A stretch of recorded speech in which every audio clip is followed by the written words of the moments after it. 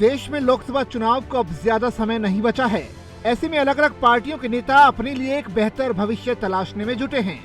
इसी कड़ी में उत्तर प्रदेश की सियासत में इन दिनों दो नामों का सबसे ज्यादा जिक्र हो रहा है। पहला नाम है स्वामी प्रसाद मौर्य का और दूसरा नाम है पल्लवी पटेल का।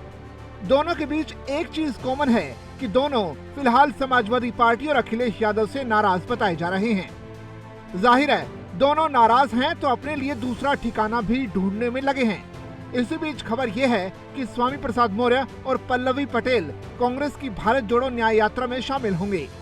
राहुल गांधी की भारत जोड़ो यात्रा शुक्रवार को यूपी में दाखिल हो गई और खबरें तैरने लगी कि अब स्वामी प्रसाद मौर्य और पल्लवी पटेल कांग्रेस पार्टी का रुख करने वाले हैं। इसके उलट उत्तर प्रदेश में बीजेपी का कुनबा लगातार बढ़ता जा रहा है। एनडीए के साथ अब रालोद भी आ गई है। वहीं सपा में घमासान मचा है। स्वामी प्रसाद मौर्य ने इस्तीफा दे दिया है। पल्लवी पटेल भी नाराज हो गई हैं। चर्चा है कि राहुल की न्याय यात्रा में पल्लवी पटेल चंदौली पहुंची तो स्वामी प्रसाद मौर्य 18 फरवरी को प्रयागराज में राहुल की न्याय यात्रा में शामिल होंगे। देखिए, हम जानते हैं कि स्वामी प्रसाद बहुत सीनियर नेता हैं। वो उनकी शुरुआत लोकदल से हुई थी।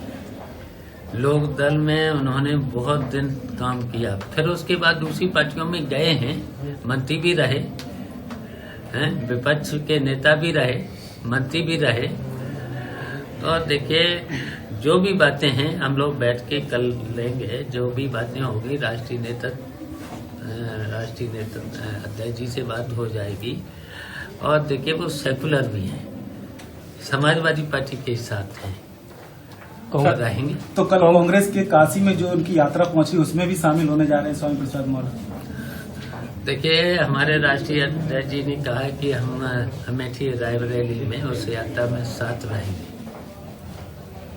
रहेंगे और जहां जहां राष्ट्रीय नेता जाएगा वहां हम लोग भी जाएंगे। कुछ दिन पहले ही स्वामी प्रसाद मौर्य ने सपा के राष्ट्रीय महासचिव पद से इस्तीफा दिया था। उन्होंने पत्रकारों से बातचीत में कहा था कि अब ये अखिलेश को तय करना है कि स्वीकार करना है या नहीं। वहीं सिराथू से सपा की विधायक, अपना दल कमेरावादी की नेता पल्लवी पटेल भी नाराज चल रही हैं। लिहाजा उन्होंने राज्यसभा चुनाव में सपा प्रत्याशियों के पक्ष में मतदान करने से इनकार कर दिया।